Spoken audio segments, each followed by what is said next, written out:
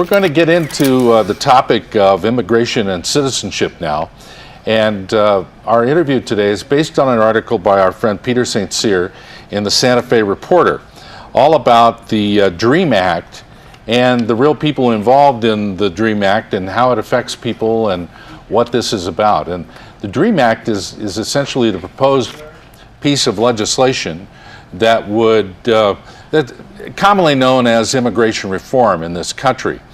And you know, we talk about policy a lot, but it also affects real people and doing real lives, and we have two of those real people here today. I want to introduce you to Italia Aranda and Chavez Aranda, who are here with us on the couch. Welcome to the Morning Brew. Thank you. It's good to meet you both. And Thank you. If you wouldn't mind, give us a little of your background and why you're part of this story. Okay. So my name is Italia. I'm a student at Central New Mexico Community College. I'm majoring in biology. And I was actually born in Mexico City, Mexico 23 years ago.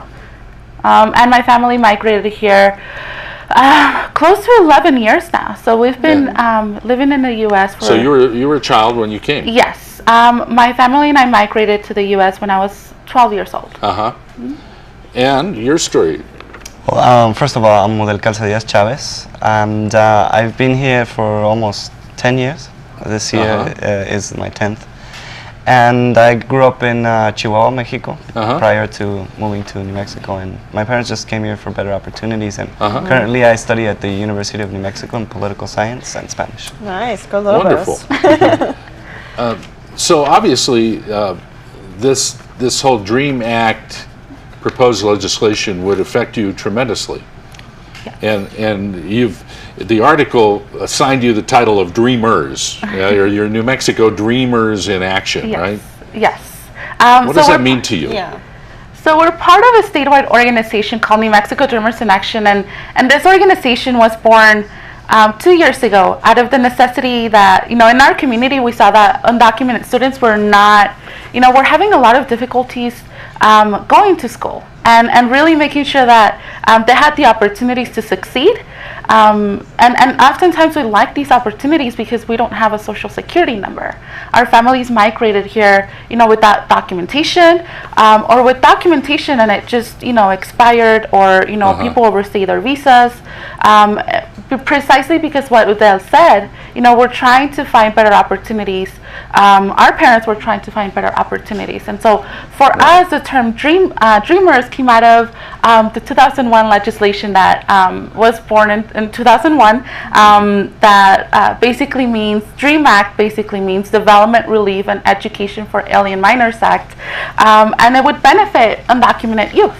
That, we're doing great in school, we're going through the education process, but once they got to, high school, they realized, what now? To go to university. What's the next step? Yeah. What's the next step, exactly? To go to university, you need oftentimes to submit a social security number. FAFSA, you absolutely need a social security number. And so we came across all of these roadblocks, and a lot of students, in facing these roadblocks, gave up. And these were bright students that were graduating at the top of the class, that were valedictorians, that were graduating in the top 1%. And for us, going to college really was a really great dream, that we knew we were capable of, that we had all the tools, that we had the knowledge, that we had the drive to go. But we didn't really know how to get there. And unfortunately for us in the state of New Mexico, undocumented students can attend, but we know it's not the case for everybody. There are other states where there are more stringent laws, and maybe even anti-immigrant laws, like in Arizona or in Alabama. So this sort of DREAM Act movement began, taking effect in 2010 when the DREAM Act was reintroduced. Unfortunately, it failed, but that only gave us that initiative to continue and to work for immigration reform. So give us a little background then. What is it like right now if you're trying to get your citizenship? Like, what's the waiting process like? So when we talk about the immigration work that we do in our community, we come across people that say, well, why don't you just get in the line? Why don't you just, do it the right way? And for a lot of families, for a lot of members of our community, there is no line. there is no right way. There isn't actually a process that works for, let's say, a family, who is living maybe in Mexico and other parts of the world, Latin America, Europe, that wants to migrate here legally. There is actually no way for families who are low income, who maybe are really struggling to get by, for them to come here legally. It takes them years and years and years. It can take up to 20 years. And for a family that is already struggling, for parents who are already struggling to feed their children, to pay for, for them to have a life, it's really difficult. And so right now we're seeing that it might take up to 20 years for a family to do it the right way. Right. So then what's it like for you, both of you? Have y'all had to go through that process? So actually my family, when we were back in Mexico, my parents tried doing it the right way. And I don't know if it was, based on miscommunication or people not really wanting them to give them the right information. They heard that they had to have a bank account, that they had to own a house, that they had to own a business. Right. And for in my U.S.? In Mexico, Oh, okay. in order for them to get a visa to come here. And so for my family, who my parents didn't even finish high school because they had me and they had to, work to sustain our family. Right. For them to have a house, for them to have a bank account with, a large amount of money, I mean, that's pretty unrealistic. Sure. Right? And so my parents came, without any sort of legal documentation, and my family migrated here without inspection. It's what it's called. This is just one large catch-22, it seems. Do we have time for the video? I'd like to roll a little video that may put a finer point on this from the Santa Fe Reporter. Let's roll that right now. We're here at the Social Security office about to get my Social Security number. I applied for deferred action late March of 2013.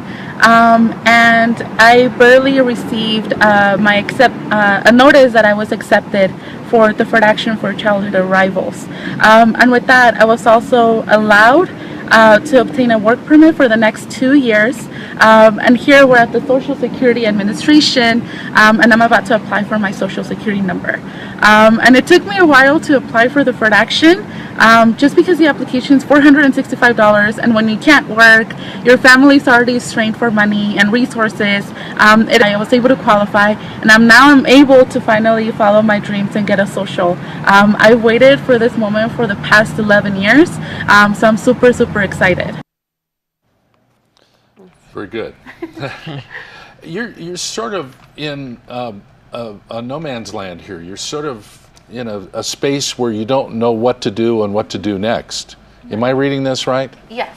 So Udell and I actually both apply for deferred action, and deferred action is actually a change in policy from the Department of Homeland Security that says that, basically the government acknowledges that you're here without any legal documentation, or you state your legal documentation, but we know that you want to go to school. We know that you have so much to offer, and we know that that you really want to contribute to the community. And so we applied for this program, and so we received a work permit. And maybe, I don't know if you want to talk a little bit about the process? Well, there's a set of requirements that you must fulfill. You have to have been in the U.S. before you reach the age of 16. You have to have been here for 5 years or more, graduated high school or in high school, or have gotten a GED.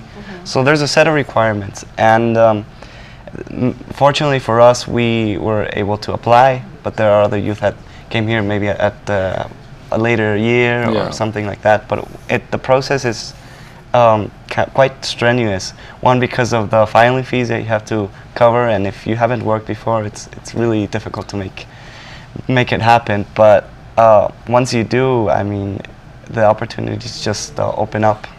And fortunately for me, I got my first job a couple of weeks ago. Oh, congratulations!